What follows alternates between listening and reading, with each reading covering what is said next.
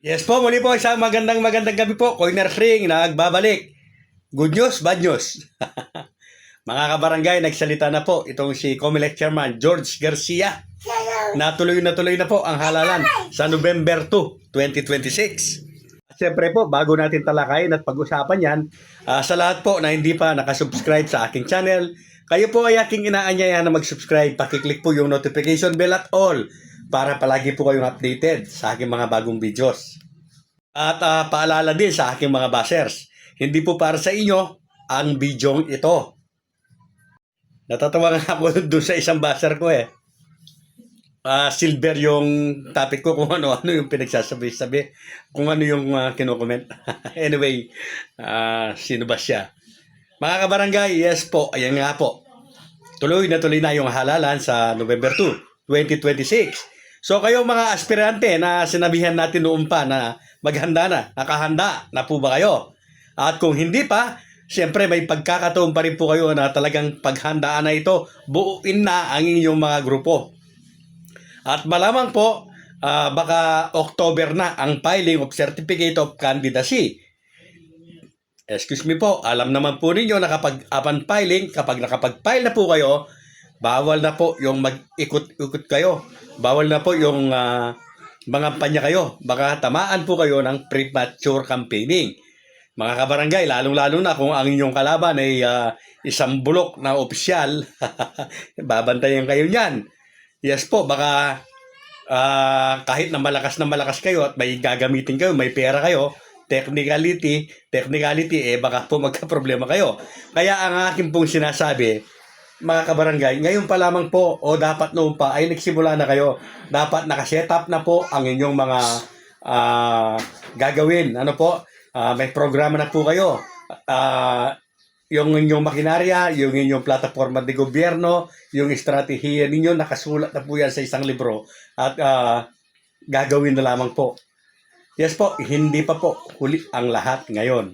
Kung hindi pa po buo ang inyong team, buuin na po ninyo dahil COMELEC Chairman na po mismo ang nagsabi na matutuloy na nga po ang halalan sa November 2, 2026. At kung napanood po ninyo itong si COMELEC Chairman, sinasabi po niya na kaya po meron daw po tayo na mga bulok at kurakot na mga opisyalis sa ating gobyerno dahil kasalanan po nating mga botante. Sa ganang akin po, tama mo naman po siya. Totoo po yun. Actually, ilang content ko na po yung sinasabi ko na dapat mawala na yung pagkabobotante po natin. Maging po tayo at alisin natin yung pagkabobotante po natin.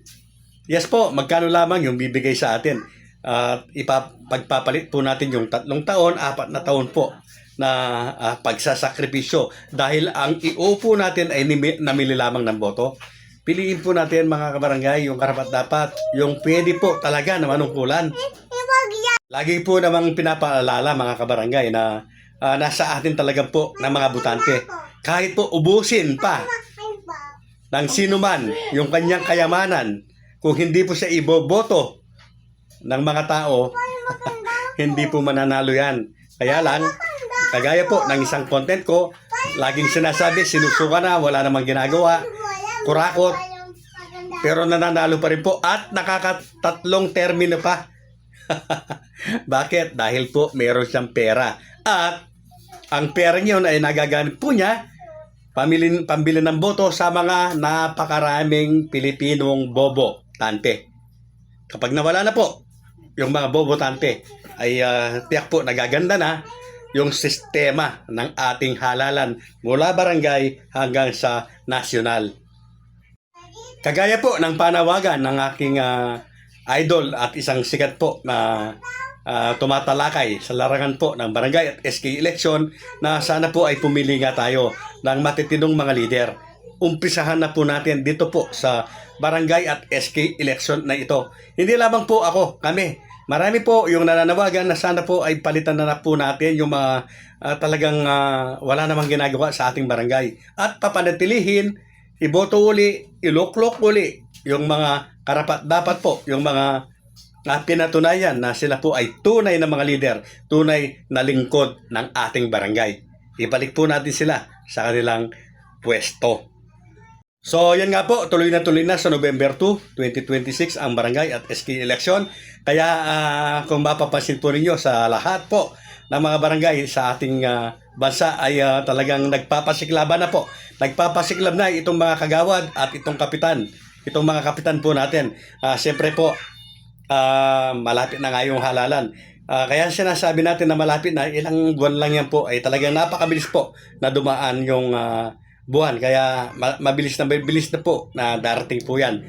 So, kung ang mga nakaupo, may ginawa man o wala, ay naghahanda na, nag-uumpisa na, kayo kaya na aspirante, anong gagawin ninyo? Maghanda na rin po kayo para makasabay po kayo sa Agos. Uulitin ko po, kapag nakapag-file na kayo, ay hindi na kayo makakikilos ng malaya hanggang sa dumating ang araw ng final or yung tinatawag po nating legal campaign period. Doon na lamang po kayo makakakilos ng malaya, mga kabarangay. So, umpisahan na po ninyo ngayon. Dahil ang mga nakaupo, namumuliti ka na po yan, pero mahirap po sila na ibig ko sabihin, mahirap na ireklamo sila ng premature campaigning kasi nakaupo po yan.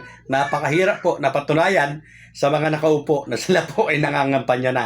Hindi po kagaya ninyo na hindi naman nakaupo. So ito po yung simula, ito po yung araw na pwede na po kayong maglibot-libot, kumpletuhin na ang inyong mga team. At kung kakayanin ninyo o kaya po ninyo, pwede na kayong mamaskil ng mga pangalan po ninyo, mga kabarangay. Yes po, kaya lang, bago kayo mag-file, tanggalin na ang lahat ng mga yan. Yan ay kung gusto po ninyo. Ano po? Nasa inyo po yan kung susundin nyo yung sinasabi ko o hindi. Mga kabarangay, lahat po, pagdating po sa larangan ng politika, lahat po ay gagawin dapat. Lahat gagawin. Kapag nanalo ka na, doon muna sabihin na gagawa ka ng mabuti. Hindi ko po sasabihin sa inyo na yung sinabi kong lahat ay dapat mong gawin. Nandyan na po yan, kayo na po ang mag-isip. Kasama man yan dyan yung tama at mali.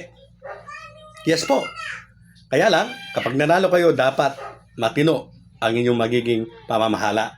Ang mahirap, yung hindi na nga maganda yung ginagawa ninyo sa campaign period o yung pangangampanya pa lamang ay talagang nandadaya na kayo. Tapos pagkaupo ninyo ay ganun pa rin. Masama po yan. May karma po yan at may balik po yan sa inyo. Uulitin ko po. Kailangan na manalo muna kayo. Dahil kahit ano po, ang gusto ninyong mga magagandang bagay para sa inyong barangay, kung natalo naman kayo, wala pong mangyayari.